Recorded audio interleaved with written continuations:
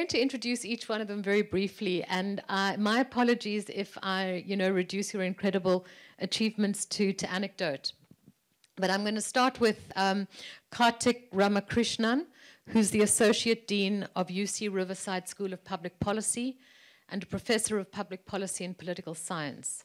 His research focuses on civic participation, immigration policy, and the politics of race, ethnicity, and immigration in the US, with a specific focus on Asian Americans and Pacific Islanders. And then we have Paul Spickard, who is Professor of History from UC Santa Barbara. He's a historian and author who writes on immigration, race, American history, and identity. And he was the co-founder of the Journal of Critical Mixed Race Studies.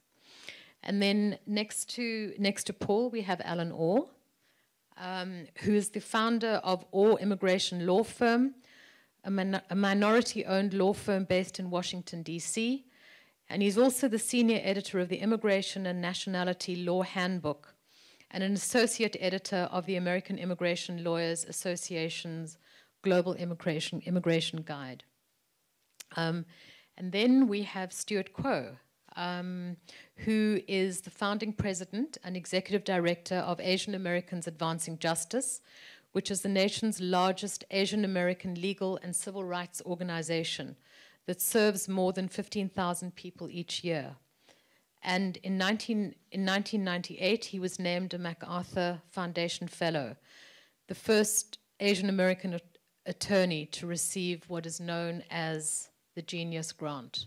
So we have this extraordinary panel of speakers.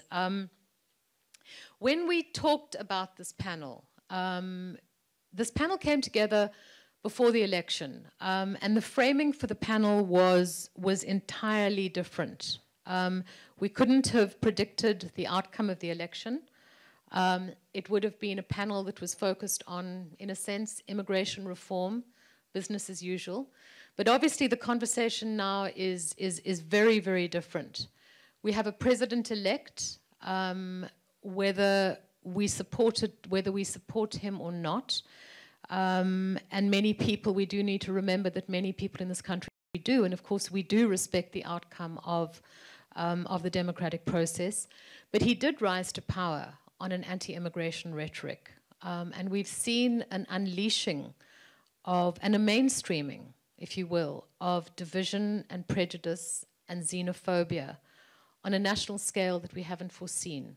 I think that the other question too to understand is that on a global scale, if we look at the issue of refugees and we look at the press on our borders, we're seeing refugee flows also globally that we haven't seen before.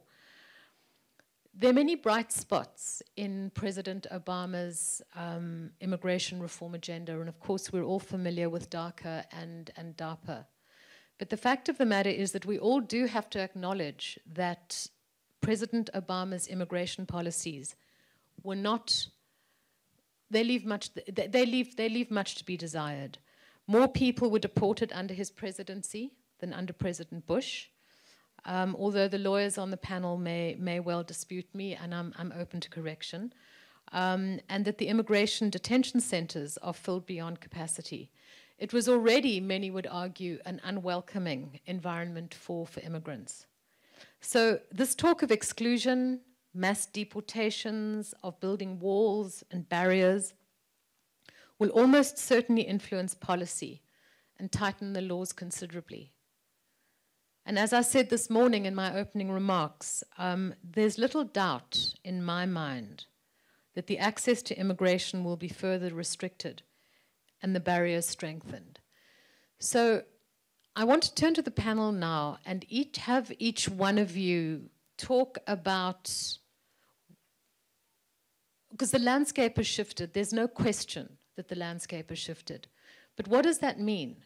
What does that mean for the work that we do the work that you do, that the immigration rights community does on these issues? The conversation before has been about reform and pushing for reform. Is the conversation now going to be on holding the line? And give us some ideas of a pathway forward. So, Stewart, why don't we start with you? Well, thank you very much. And being in this center, I'm reminded of a story. I had a relative by marriage, and I asked Sho one time at a family gathering, I said, Sho, I know you were interned, incarcerated during World War II. You lost your liberty for 3 years. You lost all your possessions. You lost your freedom and dignity. And I said, if you could have seen that happening 5 years before it happened, what would you say was missing from the community? And he told me 3 things. One is we didn't have community groups that were strong enough to turn it around, to stop it, reduce it, limit it. And then the second thing he said is that we didn't have lawyers who could defend us. I asked Fred Korematsu a few years later at a reception. I said, Fred, was that true? He said, Stewart, it was so bad that an ACLU attorney in San Francisco who represented me almost got kicked out of the ACLU for representing Fred Korematsu. And the third thing we came up with in our discussion is that we didn't have allies. Japanese Americans didn't have allies. Even Asian American groups who were not powerful, but they didn't stand up for Japanese Americans either. And so those lessons really we need to bring to bear now, because I do believe, I'm not a partisan organization, but I do believe a populist movement that's anti-establishment has taken the reins of the US government. And the unifying feature of the leadership is anti-immigrant. That is the key unifying feature across these various groupings. And if you look at the initial appointment recommendations, one strategic advisor is known to be a white supremacist or white nationalist. Another is probably the most conservative US senator on immigration issues. And another has talked about, made very disparaging remarks about Muslim Americans. And so I think that we've got to be ready to fight and take what Sho told me about fighting, getting our legal defense, getting allies together, because what will happen is that first they'll come for the Muslims, and if we don't stand up, then they'll come for Latinos, then they'll come for the young people who are out there in the streets, and then by the time they come to us, there won't be anybody left because we didn't stand together and fight. So I think there's going to be short-term protection work and protest. There's got to be advocacy. Our organization is, with a number of coalition partners, is writing a letter to every single school district in the state of California to call for safe schools. And I hope you join us in that effort, because we have to have, the reality is the election was won in rural counties of the United States. 88% of the urban center counties didn't go for this. And so we're going to have to organize where we are to protect our loved ones, but we also have to reach out to those who may have been misled to say immigrants are not your enemy. They are contributing mightily to the United States. Yes, we need better immigrant integration, but they should not be the scapegoat.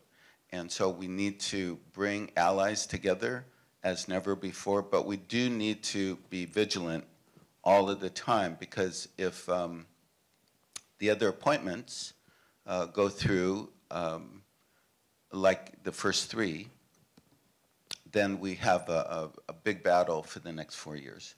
And I anticipate that. We've got to be organized.